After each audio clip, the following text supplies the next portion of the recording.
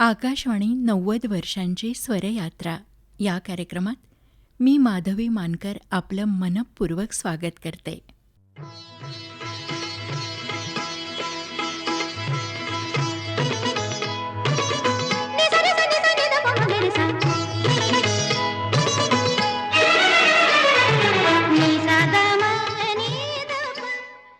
श्रोतेहो, जेव्हा गावागावात टीव्ही नव्हते, मोबाईल नव्हते, पण प्रत्येक घरात एक रेडिओ मात्र होता. सकाळची भक्तिगीतं, शेतीविषयक माहिती, बातम्या आणि मनाला आनंद देणारी गाणी हे सगळं रेडिओमुळेच घराघरात पोहोचलं. शेतकऱ्यांसाठी हवामानाचा अंदाज, विद्यार्थ्यांसाठी शैक्षणिक कार्यक्रम, महिलांसाठी आरोग्य आणि स्वयंपाकाचे सल्ले रेडिओनं प्रत्येक वर्गासाठी काम केलं. पूर असो, भूकंप असो किंवा महामारीचा कठीण काळ, जेव्हा अनेक साधनं थांबली तेव्हा रेडिओ मात्र बोलत राहिला, लोकांना धीर देत राहिला, योग्य माहिती पुरवत राहिला आणि आशेचा आवाज बनला. श्रोतेहो, आज काळ बदलला, माध्यमं बदलली, अगदी जगण्याची गतीही बदलली, पण आकाशवाणीचा तो आपुलकीचा, शांत, संयमित आणि विश्वासार्ह सूर आजही कायम आहे. आकाशवाणीनं जगणं सुंदर केलं आहे. संस्काराचे मोती मनामनात पेरले आहेत आणि त्यातूनच एक सुसंस्कारी पिढी तयार झाली आहे.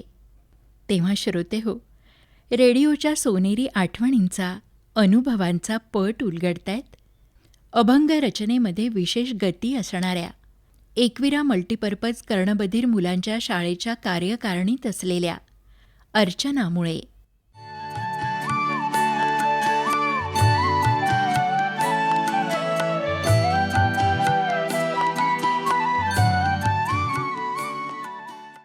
नमस्कार. आकाशवाणी आणि आमची पिढी हे घट्ट नातं तेव्हाही होतं आणि आजही आहे. सकाळी 6:50ची शाळा असल्याने 6:05 सुरू होणारा अर्चना भक्ती संगीताचा कार्यक्रम म्हणजे घड्याळाचा गजरच होता. 6:35ला शेवटी लागणारं देशभक्तीपर गीत लागलं की शाळेत पळायची सूचनाच होती एक प्रकारे. म्हणजे रेडिओनुसार आमचा दिनक्रम चालू होत होता हे तुमच्या लक्षात आलं असेल. तेव्हा फक्त नागपूर आकाशवाणी प्रादेशिक केंद्र असल्याने ते जास्त ऐकलं जायचं. लहानपणी बुधवारी संध्याकाळी 6:15ला व रविवारी सकाळी बहुधा 9 वाजता लागणारा बालविहार हा कार्यक्रम म्हणजे बालपणीची स्वप्ननगरीच जणू. बालनाट्य, बालगीते, श्लोक, कविता अशा सादरीकरणात कधी आपण पण असू का, अशी भाबडी समजत होती. पुढे माध्यमिक शाळेत गेल्यावर, जरा समज आल्यावर नाट्यगीते ऐकण्याची आवड लागली. तीही आकाशवाणीनेच लावली असं म्हणता येईल. दीनानाथ मंगेशकर, आशा भोसले, रामदास कामत, प्रभाकर कारेकर, बकुल पंडित, जयमाला व कीर्ती शिलेदार, जितेंद्र अभिषेकी असे दिग्गज ऐकायला मिळाले ते आकाशवाणीमुळेच. त्यामुळेच आवडही निर्माण झाली. रविवारी रात्री लागणारे नभोनाट्य म्हणजे जणू प्रत्यक्ष अनुभवच वाटायचा. तो थरार, तो संवाद, सगळं जणू आपण अनुभवतो आहे असं वाटायचं. नाटकातील एक एक प्रसंग जणू पुढ्यात घडतो आहे इतका तो प्रभावी असायचा. वनिता विश्व, विविध भारतीवरील हिंदी गाणी, क्रिकेट मॅचची कॉमेंट्री, बिनाका गीतमाला हे म्हणजे कॉलेज जीवनातील नीलपंखी क्षणच होते. शाळेचे लिखाणकाम तर कायम रेडिओ ऐकतच करायचे. आजही मी घरकाम करताना आकाशवाणी अकोला केंद्र लावून मस्त गाणी ऐकत कामं उरकते. म्हणजे थकवा पण जाणवत नाही आणि कामं पण चटचट होतात. तुम्हाला एक गंमत सांगते की बिनाका गीतमालाच्या दिवशी हटकून रेडिओला रेंज नसायची. रेडिओला जरा जरी धक्का लागला की ते स्टेशन हलायचं. ते ट्यून करण्यात इतका जीव जायचा की बस. यानंतर ती गाणी जीवाचे कान करून अगदी रेडिओला चिकटून ऐकायला लागायची. तेव्हा आम्हा भावंडांची भांडणे देखील झालेली आठवतात. पहिल्या पायदानवर कोणतं गाणं असेल यावर पैज लागायची.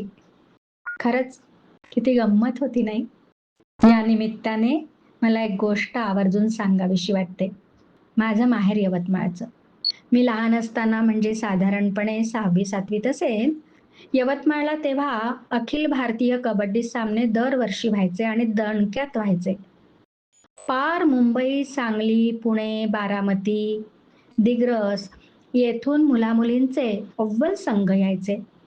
तर एक वर्षी फायनल मॅचचे थेट समालोचन नागपूर आकाशवाणीने केले होते.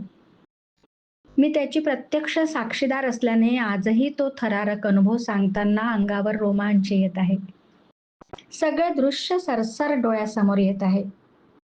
शांताराम जाधवचा सांगलीचा संघ व प्यारेलाल पवारचा दिग्रस संघ यांच्यात झालेली अटीतटीची फायनल स्पर्धा व टाळ्यांच्या गजरात छत्रपती पुरस्कार विजेते शांताराम जाधव व प्यारेलाल पवार यांचा अप्रतिम खेळ व त्याचा थरारक अनुभव हा मोठ्या दिमाखात त्या समालोचनाद्वारे यवतमाळसारख्या गावातून सगळीकडे पोहोचवला गेला. ही अभिमानाची गोष्ट आजही आठवताना मन उल्हासित होत आहे. बातम्या लहानपणी फारशी जवळीक न वाटणारी गोष्ट. तरी पण बातम्या म्हणताच आठवतो तो सुधा नरवणे आणि नेताजी राजगडकर यांचा संयमित पण भारदस्त आवाज. जेव्हा ऋषितुल्य विनोबाजी गेल्याची बातमी ऐकली तेव्हा मन सुन्न झालं. त्यांचे प्रयोप्रवेशन आणि तो सर्व वृत्तांत रेडिओवर पूर्ण ऐकला व मनोमन त्यांना श्रद्धासुमने वाहिली होती. काही वर्षांपूर्वी अकोला आकाशवाणीला झालेलं समिधा पुस्तकाचं वाचन आजही छान स्मरणात आहे. तसंच मंथन, आरोग्यम धनसंपदा, संगीतावर आधारित सगळे कार्यक्रम भावसंगीतापासून ते शास्त्रीय संगीतापर्यंत आवर्जून ऐकते. विशेष म्हणजे आकाशवाणी केंद्रावर मराठी गाणी ऐकायला मिळतात हे मला फार अप्रूप वाटतं, कारण तो माझा अगदी जिव्हाळ्याचा विषय आहे. आकाशवाणीवरील कार्यक्रमात माझा प्रत्यक्ष सहभागही झाला आहे. स्त्री सखी कार्यक्रमात विचार मांडण्याचा अवसर मिळाला. तसेच शिवाजी महाराज जयंतीला सुद्धा मला तशी संधी मिळाली. आणि आज आकाशवाणीचा 90 वर्षांच्या प्रवासातील मला एक प्रवासी होता आले याचा मनापासून आनंद होतो आहे. आकाशवाणी चिरायू राहो ही मनःपूर्वक शुभेच्छा. धन्यवाद.